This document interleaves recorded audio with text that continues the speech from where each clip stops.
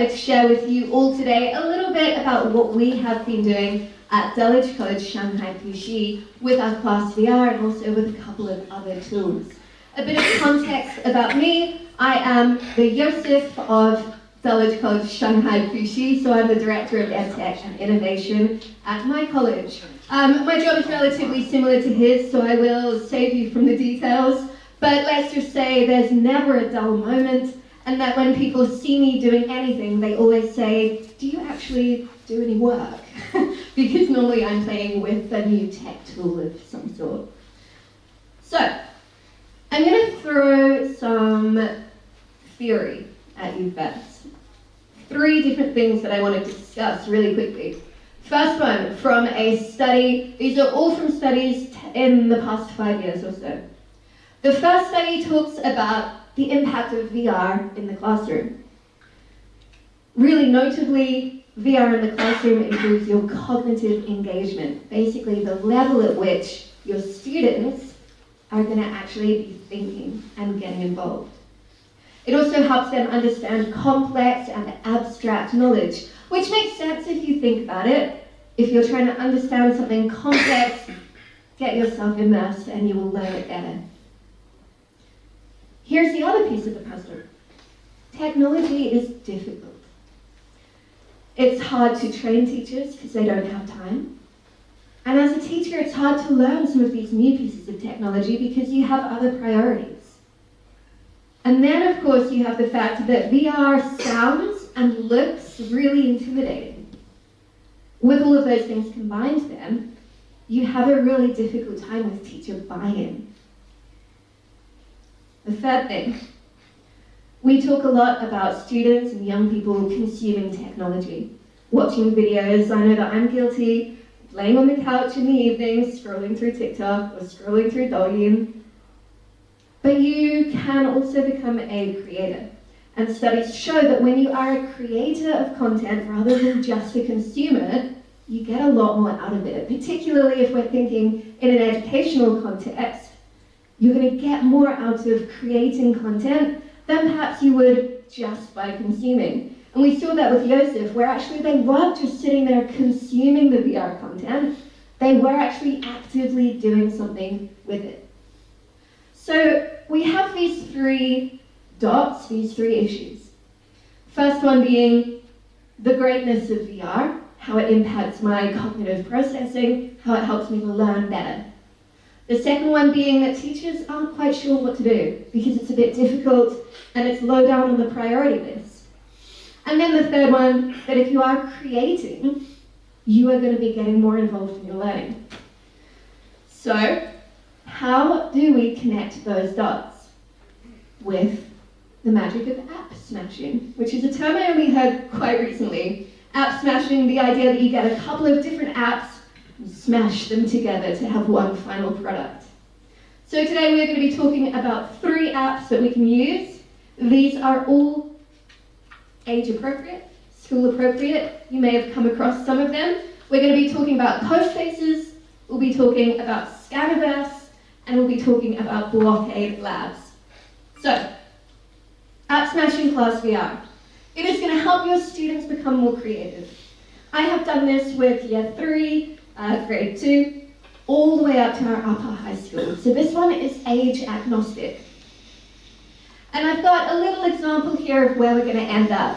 This is like a big case study. And this video, it doesn't have sound, so I can talk over it if the video works for me. Here we go.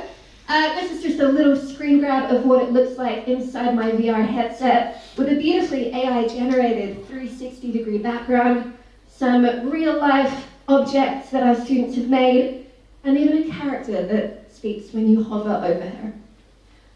There is learning happening, I promise. Our learning outcomes from this type of activity, from creating for VR, which, by the way, doesn't have to use these apps. This is just one way that you can do it. You are developing your students' creativity. They're going to be starting with a physical model, moving into the digital world. They have to be creative to do this. They are going to be experiencing new technologies, and if you're using AI as well, they're going to be using some of these frontier technologies, these newest, latest and greatest tools. There's going to be collaboration, because we kind of assume that VR is a very singular type activity where you just have your headset on and that's it. But with an activity like this, you are experiencing other people's worlds and working together. And then this one is really nice because it's cross-curricular. You are going to be bringing in maths, you're going to be bringing in art, you're going to be bringing in your computer science and some coding. There are so many different opportunities, and this fits into any subject. And it's really easy to scale. Really, the limit is how many headsets you have, but even then, you can still share. So, 3 tools. And as I'm going through how this works, I want you to think about these 3 potential objects. First one for art and design. Maybe we think about designing a new coral reef. These are all projects that we've already done. Designing a coral reef, how will that look in the project I'm about to show you? In history, creating artifacts that help support historical knowledge. And finally, in science, perhaps modeling parts of the body. Again, I'm going to show you all 3 of these. So, I will share these slides with anyone who wants them, don't worry. But here's step 1. Remember, we are ending up with VR. Step 1 is getting rid of your technology and going physical. On the left here, you can see those coral reefs painted beautifully, designed by some of our high school art students. In the middle, you've got a model of an air made by a year 4. And on the far right, you've got some coins. Now, the coins are an interesting one. The students were learning about the war of the states. They had to make their own state, which meant that they had to make their own coins. So we've got some beautiful clay models of coins. But then we get a bit fancy. Again, I'm going to show you this video and I'm going to talk you through it. Niantic Scaniverse comes from a company called Niantic. Can I just show of hands quickly if anyone knows Pokemon Go? So Scaniverse actually comes from, it's the same company as the ones who made Pokemon Go. So what you do is you just scan any 3D object you want. This is one that I just did earlier today. This is one of our drink bottles on the table. You get your phone, this is a free app, you scan it from every angle. And what you can see with those red stripes is it's showing you what it is and it isn't picking up. You're also going to see in a moment that I'm not very good at it yet. But this is something that works even with your youngest students. All they need is a tablet or a phone of some sort. You scan it from every angle. I say every angle because if you miss an angle, you'll know. It comes up with a lot of dots, and it starts to work out which bits go where. Now the nice thing about this is that you can use any device, any phone, any tablet that will have the scanner on it. Normally these scanning apps require the latest models. This one doesn't. So now you can see it picked up some of the table. I didn't want to review it. And then you can start to crop it. You crop it from every angle. And then we start to have our bottle. And you can actually start to see that I didn't really scan the bottom of it very well, so I might have to go through that again. You can export it in a multitude of ways. You can make a video of it. You can export it as an STL, which is the format that we use for 3D printing. Or you can export it as an FDX, which is another 3D object file. The difference is that the FDX comes with color. So what I've got there is, I'm not going to say a beautiful scan, but a pretty good one. On the surface, you might be thinking, what's the difference between that and just taking a video? The difference is that with this, I can manipulate it myself. And I'll show you when we get onto CoSpaces. I can manipulate it from any angle, whereas with the video you can't, you just kind of click play. So that is step 2. Step 1 was making my model. Step 2 is scanning it. And again, even your youngest kids can do this, because those steps are really easy, especially when you start to look at those red stripes. Step 3. We were talking about using frontier technology. we're going to be using Blockade Labs. Blockade Labs is a lovely tool that helps you generate AI images. However, we have also just found out maybe 2 days ago that the ClassVR team are actually releasing their own AI generating background portion of the platform. So you may not even need to worry about Blockade Labs. But I am going to give you a quick demo, and I know that Joseph blamed me for making the subtitles not work, but I am going to turn this back on. So Blockade Labs is one where you do need a little bit of support to access it. It's not my computer. Not my computer. So, with a free account on Blockade Labs, you can make 15 generations, and you can download these. The paid accounts are relatively cheap. It's pretty similar to any other AI tools. You're looking at about 150 to 200 renminbi a month, so it's still quite pricey. But here we go. Let's just select the first one. They have different models, and this is where you start to support your students with learning with their descriptive language, with their English skills, and of course with their AI prompting. So on the right-hand side, we've got different models. One that I quite like, if we go back, you can do retro fantasy, which is like those old sci-fi novels. So I'm going to go retro fantasy. Can I have some adjectives? What kind of a world do we want to create? Dying. Thanks, Joseph. Dying. Dying. Yeah. Grim. This is going to be great, guys. What else have we got? What kind of plant life might we see? Wilting. I know how we're all feeling on this Friday afternoon. Wilting plant life. Let's get one more. This is before people had a drink. One more. Apocalyptic. Apocalyptic. This is checking my English as well. Okay, you can also enhance your prompt. So I've just thrown in some keywords. Maybe I want to make it a little bit better. We'll give it some time to think. And you can have negative text. So I want it to be dying, grim, wilting plant life, apocalyptic, but I don't want it to be snowy or icy. Of course not. And I generate. So this will take a little bit of time. In the meantime, I'll just talk you through quickly a couple of tips for using Blockade, and I'm sure it'll be the same if you do start to use Ediverse, which is the new ClassVR platform for this. Wow. That really did up my prompting game. Ravaged landscape, decrepit flora, skeletal trees amidst ashy ground, apocalyptic display. This is also, we're helping with our descriptions. We're helping our students. But seriously, so some nice things about this with your prompts. You can just do quick sentences. You can do it in multiple different styles. You could do it photorealistic. And you can also remix, and if you have a paid version, you can edit as well. So you can actually add, for example, another tree. I could just draw a tree here if I wanted to and regenerate.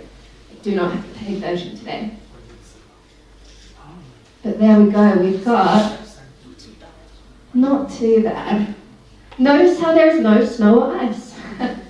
Now the negative prompt that is because if you put here, no snow, no ice, it will go, you wanted snow and ice, okay. And it will give me snow and ice. So, from there, download. Nice and easy, it's just the first one. Download that one as a JPG.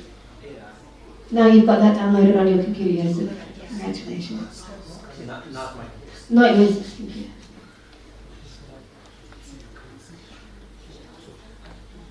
So, I've now got a couple of things. I've got my physical model, I've got my scan of my model, I've got my 360 background. I haven't even touched the VR yet because I'm still building, I'm still creating content. A few things to note with this. Number one is just be aware of your students, particularly for your younger students. Please make sure that maybe you do this as a class rather than individually. Double check those privacy policies and the age ratings. But for this one, sometimes we have it up on the board and we do what I just did with you so we can generate it as a group. And then we get to the super fun. The super fun is bringing it all together. You've got your background, you've got your model, you might even have some music. Maybe you use something like Puxi to get some royalty-free music. Maybe you use something like Udio or Sumo AI to AI generate some music. And then you jump onto CoSpaces. So again, let me quickly show you what this one looks like. Here's one I prepared earlier, as they say. So this background here was again generated using Skybox AI by Blockade. You can see that it's AI because that Chinese that it's tried to give me is not Chinese. And I just uploaded it. You can see here, I don't have a premium subscription. Just don't look down, or up. Just look straight. So my prompt here was an old Shanghai street because the students had their coins and they wanted to show them off. So under environment, I uploaded my image. I can even make it rain. I could get some leaves blowing around. Maybe it's like an autumn type. Some leaves floating, which is nice. And then I can upload as well those 3D models. So remember that I had my model where I scanned it using Universe. I can now upload that model here. And here's one of them. Not that one, this one. And the nice thing about CoSpaces, and the thing that I want to really get across, is if I find, here we go, this beautiful model of an air. Let's make that a little bit bigger for you to see. This is a model of an air, and this is where we see the difference between just taking a video versus making a 3D model. Is that because this is a model of the student work, I can now rotate it. And you can see how good quality that scan is. Maybe I want to show it like that. Okay? And again, you can add characters. You can bring in coding, and I know some people here code with CoSpaces. If you're not a coder like me, don't panic. You can use block coding.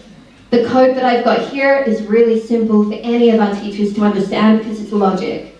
When I click play, when I hover over the girl with braids, she says, Nin hao, and then she waves, and then 2 seconds later it stops.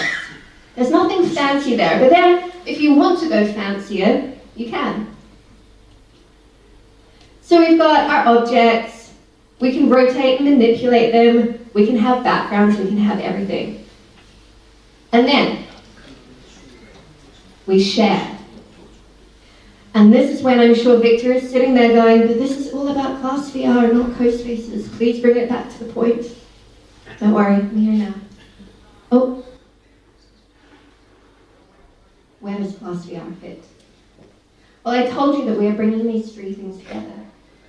The top one, actually having the VR experience. Well, our kids are having this VR experience and getting more involved because they have got the ClassVR headsets. Now at our school we've got a mixture. We tend to use ClassVR and we also have a class set of Meta Quest 2s. Very different learning experience for both, and really the Meta Quest is used far higher up in the senior school where we can be a little bit more daring. What's nice about this though for our younger students is that ClassVR is lightweight and comfortable. It also answers this question here, which is how do I get teachers on board?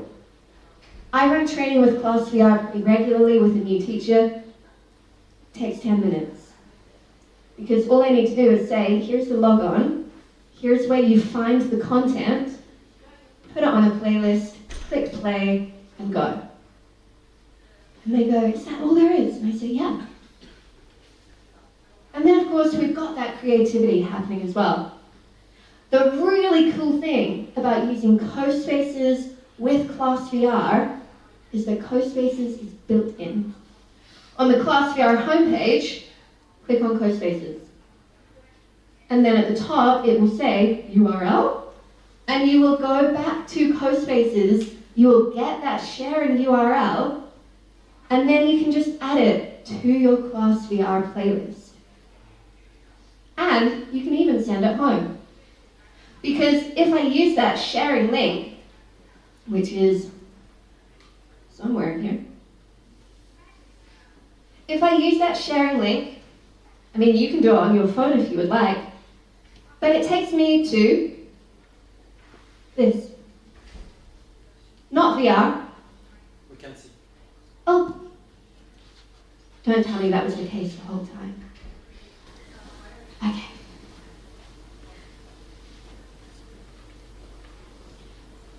So, if I click the sharing link, it will take me still to a visible version of that 360 world.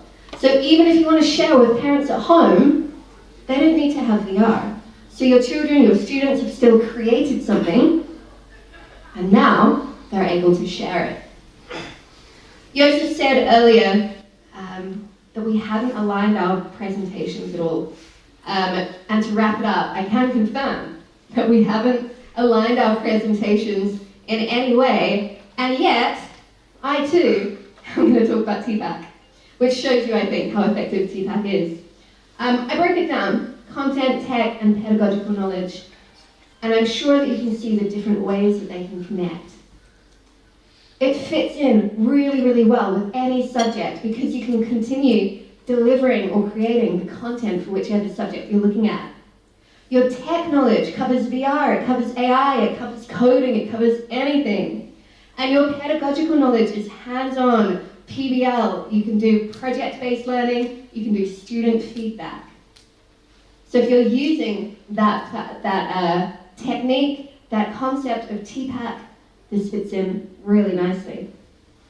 So, that then is one of the ways that you might have your students creating with VR.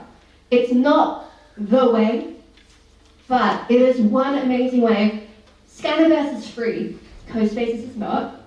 But Scannerverse is free, and I would really recommend you play with that and then see what you can do with that, even just on its own. You can get in touch with me as well. I'm on LinkedIn. I'm on Blue Sky, not Twitter. I'm on WeChat, and of course you can send me an email as well. But thank you so much, and I'm around for questions as well afterwards.